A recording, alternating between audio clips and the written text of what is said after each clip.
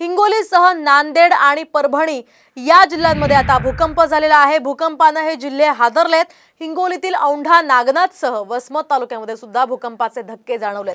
तर परभणी आणि नांदेडमध्ये सुद्धा हे भूकंपाचे धक्के जाणवलेत। नांदेडमध्ये आलेल्या भूकंपाची तीव्रता ही साधारणतः 4.2 रिश्टर स्केल इतकी होती। तर परभणीमध्ये साधारणतः 7:15 वाजता आलेल्या भूकंपाची तीव्रता ही साधारणतः 4.2 रिश्टर स्केल इतकीच होती।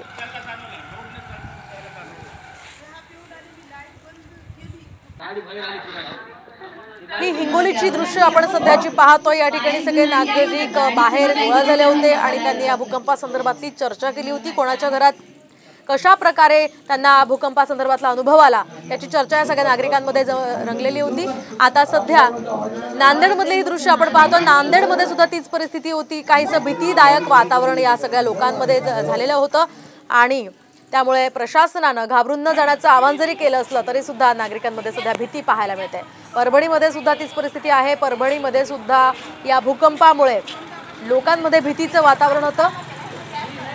घरातलं सगळं साहित्य हादरल्यामुळे त्यांच्यामध्ये भीती आहे। दरम्यान हिंगोलीतनं या सगळ्या परिस्थितीचा आढावा घेतला आमचे प्रतिनिधी संदीप नागरे यांनी। हिंगोली जिल्हा पुन्हा एकदा भूकंपाच्या धक्क्याने हादरलेला आहे। लातूर येथील भूमाकप केंद्रावरती या भूकंपाची नोंद झालेली आहे। संपूर्ण शहर देखील या भूकंपाने हादरल्यामुळे नागरिक घराच्या बाहेर येऊन थांबलेले आहेत। सकाळी 7:15 वाजल्यापासून हिंगोली शहरातील गणेशवाडी भागातील हे संपूर्ण जे नागरिक आहेत ते आता घराच्या बाहेर येऊन थांबलेले आहेत। घरचे म्हणतात की बाबा घरात काहीतरी हादरल्यासारखं व्हायले असं जाणवलं। मी म्हणलं नाही काहीतरी गाडी वगैरे काही गेली असेल, पण नंतर पाहिलं मी स्वतः समक्ष मी स्वतः अनुभवलंय की भांडे जे आहे घरातले असे लक लक लक व्हायब्रेट झाले, हादरायला लागले। मग नंतर कळालं की खरंच हे भूकंप होता। सकाळी मी माझे मिस्टर वर बसलेले होता, चहा घेतला आणि बाहेर बसलेले होतात वर। तर पूर्ण असं जाणवलं मला आणि मी म्हणत पण होते माझ्या मिस्टरांना की भूकंप आला का भूकंप, तर माझ्या साईडचे लगेच म्हणतात हो आमचं पण घर हालतंय असं म्हणून आम्हाला जाणवलं। संदीप नागरे, साम टीव्ही न्यूज, हिंगोली। संदर्भात हिंगोलीचे जिल्हाधिकारी जितेंद्र पापळकर यांनी साम टीव्हीला फोनवरून प्रतिक्रिया दिली आहे। ती पण बघणारच आहोत, मात्र त्याआधी आपण जाऊयात नांदेडमध्ये। नांदेडमधून आमचे प्रतिनिधी संजय यांनी आढावा घेतलेला आहे। तिथल्या नागरिकांचं काय म्हणणं आहे आपण बघूयात। पुन्हा एकदा भूकंपाच्या धक्क्याने हादरलेला आहे। आज सकाळी 7:15च्या दरम्यान भूकंपाचे सौम्य धक्के जे आहेत ते नांदेड जिल्ह्यात जाणवलेले आहेत। आपण सध्या पाहू शकतो की जे लोक जे आहेत ते नागरिक जे आहेत ते नांदेडमध्ये या भूकंपाचा धक्का जाणवल्यानंतर घराबाहेर आलेले आहेत आणि मागील 2 ते 3 महिन्यापूर्वी देखील असेच सौम्य धक्के जे भूकंपाचे जाणवले होते आणि जे भूकंपाचा जे केंद्रबिंदू आहे ते हिंगोली जिल्ह्यात दाखवत आहे।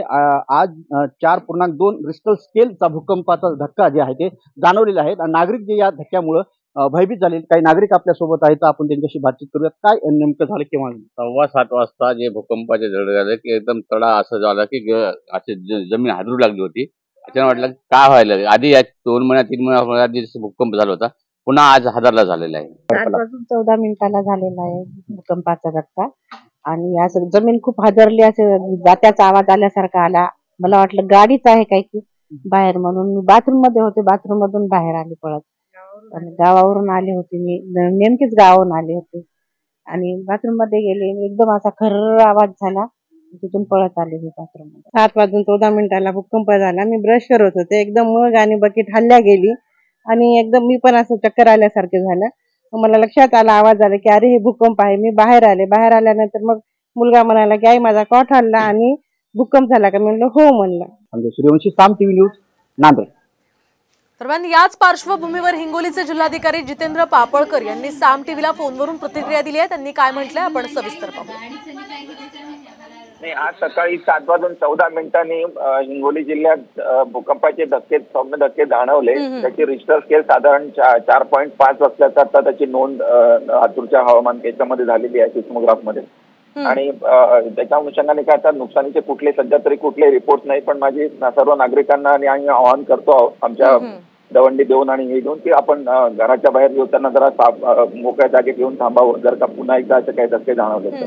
धक्के तसे जाणवलेले आहेत, त्याचे सामान हादरले किंवा अशा संदर्भात काय घराची काही पडझड झाल्याचे अद्याप तरी कुठलेही अहवाल नाही। आम्ही त्याचा रिपोर्टिंग घेत